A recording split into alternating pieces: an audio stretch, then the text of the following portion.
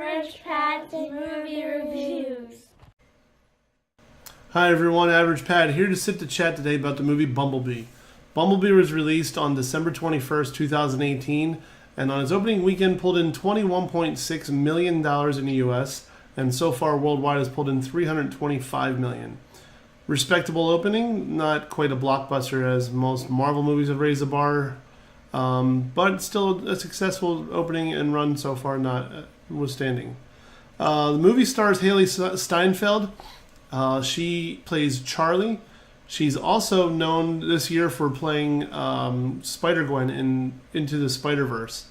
Quite a good role for her there. This one's a decent role for her as well. She's making a good name for herself and pulling in some good roles. John Cena, the wrestler, plays Agent Burns. He, I guess, would be the comic relief type role that Agent Simmons had in the original ones. But he has a serious side and a decent side as well. Jorge Lindenberg Jr. plays Mimo, Charlie's neighbor. If he looks familiar, I actually looked him up and found out, because I couldn't figure out where I knew him from. He actually was one of the background news reporters in Peter Parker's school in Spider-Man: Homecoming. Like at the school where they have the kid announcing, or the kids news program broadcast throughout the school. He's one of the reporters there. So a little small role. He's actually done other stuff, but that was the only one that I really recognized him from. So a good role for him in this one as well. Jason Drucker actually plays Charlie's little brother Otis. He's well known for being in the Diary of a Wimpy Kid series. So he's done quite a little bit of stuff as well. Very good role for all of them involved. There's other supporting roles that are fairly decent, but nothing along the major lines.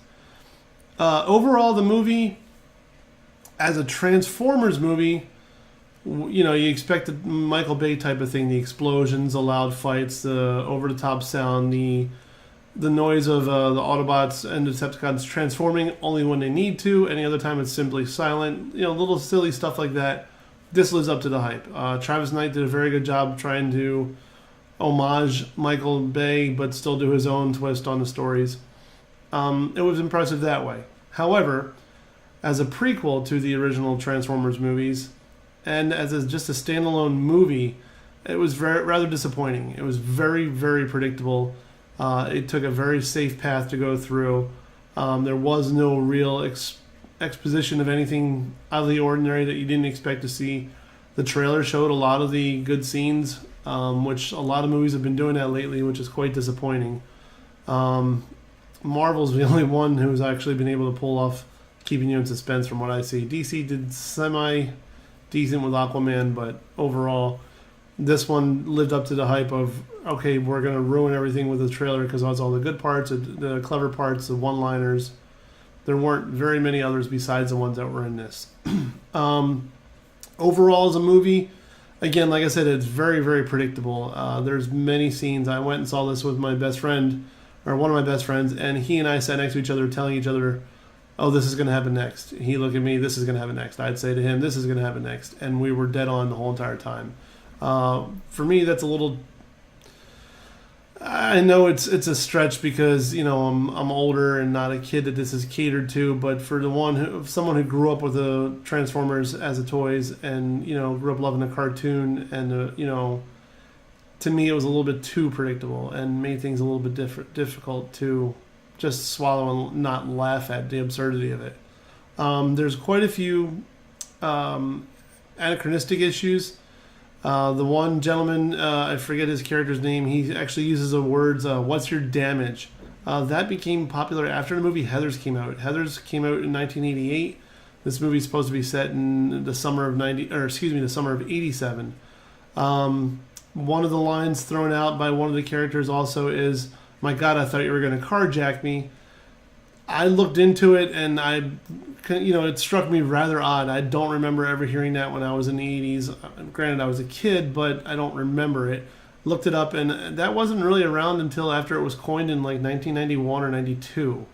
So there's quite a good gap in there, and it wasn't very well-known, colloquialism as it is nowadays until the late 90s, early 2000s.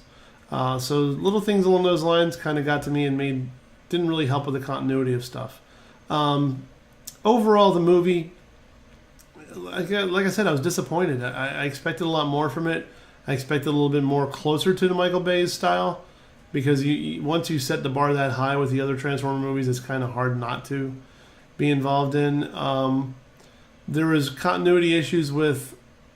They said in Transformers: The Last Night that Bumblebee was here back in World War II as and in this one he shows up in 1987. In the original movie, they had no reason to be here on Earth except for the fact that the Allspark was here. That wasn't addressed at all. They intentionally sent him here because it was out of the way in this movie. In the original one, they said that his voice was damaged by a battle with Megatron. Back on Cybertron, it was actually damaged by Blitzwing here on Earth in this movie. So a lot of the canon, if you will, of what the storylines are supposed to be and what's accepted as their reality has been changed dramatically by this movie. So that was very disappointing as well. Again, you want to go to enjoy it. You want to be able to expect the same type of stuff. You don't want to have to go, well, wait a second, how did that happen? That shouldn't have. That doesn't make any sense. Overall, as a rating, I'd give it a 2.75. I dare say get close to a 3, but it didn't really deserve a 3.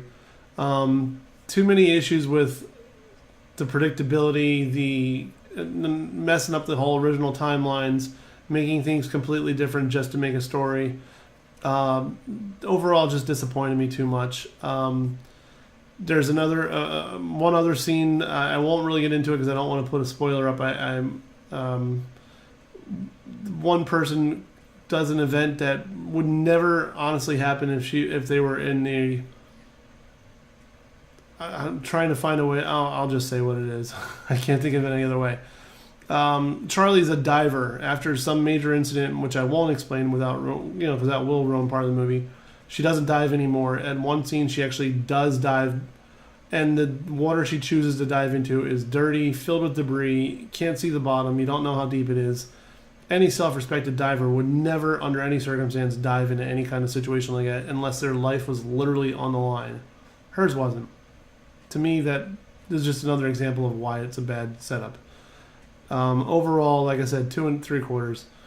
It's unfortunately, to me, it didn't quite fit the bill of what it was supposed to be. If you're looking for just a good blockbuster bang 'em up, here's a good movie to watch. By all means, it fits the bill. It has the explosions, the tackling, the big loud bangs of the robots hitting each other. Overall, if you want a good story, this one's okay to wait until it comes out on cable. If you like my reviews, appreciate what I'm saying, you think I'm onto something here, give me a like on Facebook, subscribe to my YouTube page obviously on YouTube. That way you get all the newest reviews as they come out, and you don't miss out on anything. Also, if you want, send me a list of what you want me to review, what movies you think you would be interested in, what my opinions of them are. I have quite a collection of DVDs that I can review from. I will probably post it on my Facebook once I compile it again. It's well over 2,000 DVDs. So give me a list, let me know, and thank you very much for watching. Have a good day.